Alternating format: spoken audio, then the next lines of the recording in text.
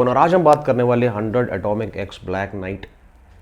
Hello दोस्तों, पवन shuttle stop में आपका बहुत बहुत स्वागत है। मैं हूं आपका दोस्त पवन और आज हम बात करने वाले हैं 100 atomic x dark sword badminton racket review की। जी हाँ, डिटेल्ड रिव्यू, टेस्टिंग, परफॉर्मेंस सब होगा।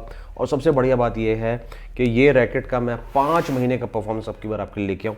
पिछले 5 महीने में ऑन एंड ऑफ इस रैकेट को मैं टेस्ट करता रहा हूँ।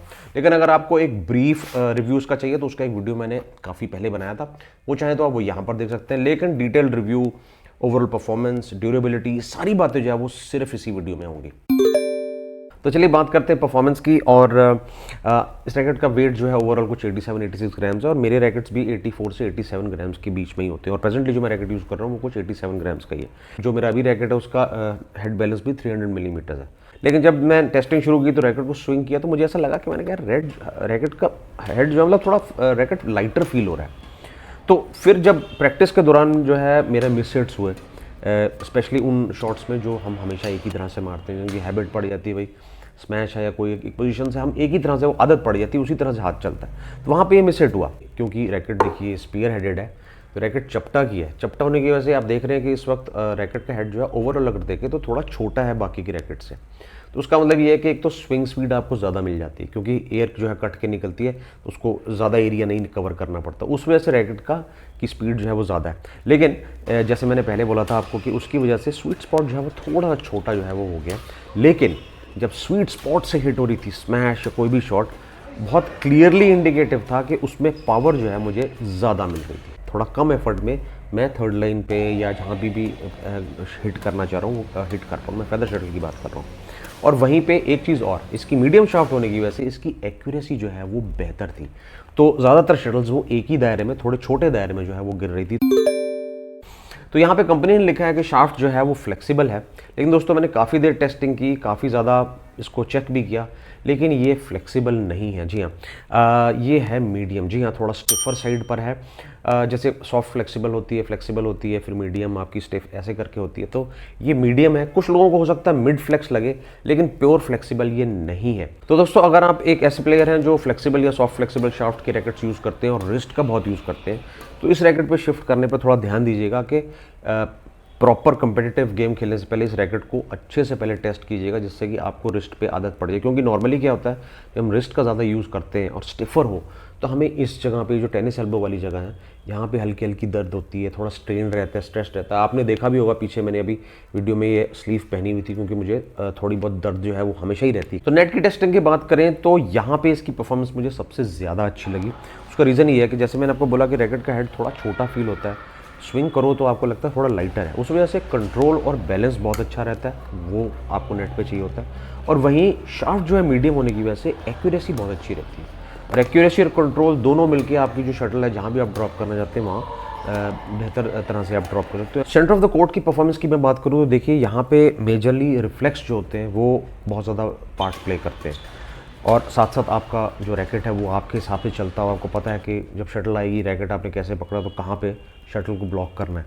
तो ऐसे में जैसे अगर आप एक फ्लेक्सिबल रैकेट से खेलते हैं तो आपको वो रैकेट पे जो है आसानी लगेगी, और उस पर यहाँ आएंगे अगर आप इस मीडियम पे तो आपको थोड़ी तकलीफ होगी, आदत डालनी पड़ेगी। और वही जो लोग इससे खेलते हैं इसी तरह के रैकेट से, उन्हें जो है हैबिचुअल है, यहाँ पे आपको आंकना होगा कि किस तरह का रैकेट जो है वो आप खेलना पसंद करेंगे। तो ड्यूरेबिलिटी की अगर हम बात करें तो मेरे ऑन एंड ऑफ पिछले 4-5 महीने में छोटे मोटे से लेकर के मेजर क्लैशेस जो हैं वो हुए। हालांकि हेड ऑन क्लैश मेरा सिर्फ एक ही है, वो मैं आपको दिखाना चाहूँगा। तो यहाँ से छोटा सा पिन पॉइंट जितना जो है यही पेंट उखड़ गया। हालांकि अगर इसके आसपास आप देखेंगे तो रैकेट लग के निकल गया था, लेकिन कोई स्क्रैच नहीं है। तो पेंट के ऊपर जो है कुछ कोटिंग ज़रूर इन्होंने की हुई है, क्योंकि जो छोटे मोटे स्क्रैचेस भी लगे तो मुझे यहाँ पे कोई रबिंग या स्क्रैचेस वगैरह जो है वो मुझे नहीं दिख रहे। और मुझे मतलब हैंडल में या कहीं पर कोई ऐसा कोई वाइब्रेशन या कुछ इस तरह से फील नहीं हो रहा कि भाई क्लैशेस के बाद कुछ उसमें कोई प्रॉब्लम आई हो। तो चलिए टेक्नोलॉजी की अगर हम बात करें तो यहाँ सबसे पहले टी फ्यूज टेक्नोलॉजी की बात करते हैं, जो टी जॉइंट में डाला गया है। तो मल्टीपल नैनो ट्यूब्स जो हैं वो इस तरह से इंड्यूस किए हैं। एक तो ये कि फ्रेम की रिकवरी फास्ट हो ताकि आप नेक्स्ट शॉट के लिए तैयार रहें। दूसरा, टी जॉइंट को स्ट्रेंथ देने के लिए ये टेक्नोलॉजी का यूज़ किया। और तीसरा जो है वो बहुत ही इंपॉर्टेंट है, वो ये है कि जब भी आप रैकेट किसी भी तरह की शॉट खेलते हैं तो स्विंग करते हैं, जब आप लंबा स्विंग लेते हैं अगर शॉट लेने के लिए, तो वहाँ पे आपको ट्विस्टिंग जो होती है उसको मिनिमाइज़ करता है। वहीं वोवन ग्रेफाइट सिस्टम का यूज़ किया गया। इसका मतलब ये कि जो लास्ट लेयर होती है इसकी फिनिशिंग से पहले की जो लास्ट लेयर होती है एक्सटर्नल सरफेस पे, उसके अंदर वोवन मटेरियल्स को यूज़ किया जाता है। उससे रैकेट की ड्यूरेबिलिटी, फ्रेम की ड्यूरेबिलिटी और स्ट्रेंथ जो है वो इंक्रीज होती है और इसी वजह से आपको इसमें 38 एलबीज की स्ट्रिंग टेंशन मिलती है। वहीं कंट्रोल फोम का यूज़ किया गया है फ्रेम में। इसके अंदर क्या होता है कि आपको शॉक एब्जॉर्प्शन बेहतर से बेहतर मिलती है जब भी आप रिसीव कर रहे होते हैं, और वहीं उसी रीजन से आपको रिबाउंड फोर्स जो है वो भी बेहतर मिलता है। वहीं फ्रेम में नैनो फ्रेम सिस्टम का यूज़ किया गया और ये वही टेक्नोलॉजी है जो लीनिंग के नैनो पावर सीरीज़ के अंदर यूज़ की जाती थी, जिससे कि आपको ओवरऑल क्वालिटी, परफॉर्मेंस और ड्यूरेबिलिटी आपको फ्रेम की अच्छी मिलती है। तो इसका बैलेंस पॉइंट है 300 millimetres towards the head, truly head heavy है, 38 एलबीज मैक्सिमम स्ट्रिंग टेंशन मिलती है, 84 ग्राम्स इसका वेट है। स्लिम शाफ्ट मिलती है 7.0 मिलीमीटर्स पे और शाफ्ट फ्लेक्सिबल बताई गई है। तो अभी रैकेट का वेट यहाँ पे ओवरऑल जो है कुछ 87 ग्राम्स के आसपास है। रैकेट की लेंथ अगर हम देखें तो वो 675 मिलीमीटर्स है और वहीं आपको प्रोफेशनल रैकेट मिलता है, चाहे एंट्री लेवल हो, 3,500 में मिल जाते हैं इनकी साइड से अगर आप लेंगे, और मेरा कूपन कोड पवन एसएस का यूज़ करेंगे तो एडिशनल डिस्काउंट मिल जाएगा। लेकिन वहीं अगर हम इसे योनिक्स और लीनिंग के एंट्री लेवल रैकेट से कंपेयर करें तो 5-6 हज़ार से जो है वो आपको शुरू हो जाते हैं। रैकेट आपको 2 कलर्स में अवेलेबल हो जाता है, ब्लैक में और ब्लैक वाइट में। ये ब्लैक वाइट है और यही ज़्यादा अच्छा भी है, स्पेशली जो कलर्स यूज़ किए गए हैं फ्रेम के ऊपर, ये गोल्ड, सिल्वर, वाइट, ब्लैक, और जिस तरह से इनका कॉम्बिनेशन रखा है, जितनी क्वांटिटी में यूज़ किया है, जिससे ये कलर जो है एक दूसरे को ओवर पावर ना करें और बिल्कुल एक दूसरे को कॉम्प्लीमेंट करें, तो बहुत ही अच्छे से ये कलर को यहाँ पे यूज़ किया गया। और पर्सनली मुझे ग्लॉस फिनिश रैकेट्स पसंद है, इसलिए खैर नहीं कह रहा हूँ, लेकिन इसका ग्लॉस फिनिश सच में बहुत अच्छा है। बहुत नीटली पेंट को फिनिश किया है, डिटेलिंग जो है या जिस तरह की प्रिंटिंग है बहुत ही अच्छे से की है। यहाँ तक कि छोटे छोटे एरियाज़ में जो कॉर्नर्स या एजेस होते हैं वहाँ पर भी ध्यान दिया है। तो दोस्तों ये तो था मेरा एक्सपीरियंस, और मैं जानता हूँ आप लोगों के एक्सपीरियंसेस भी होंगे क्योंकि ये रैकेट काफ़ी टाइम से मार्केट में है। जो भी हो कमेंट सेक्शन में लिखिएगा, मैं जवाब दूंगा।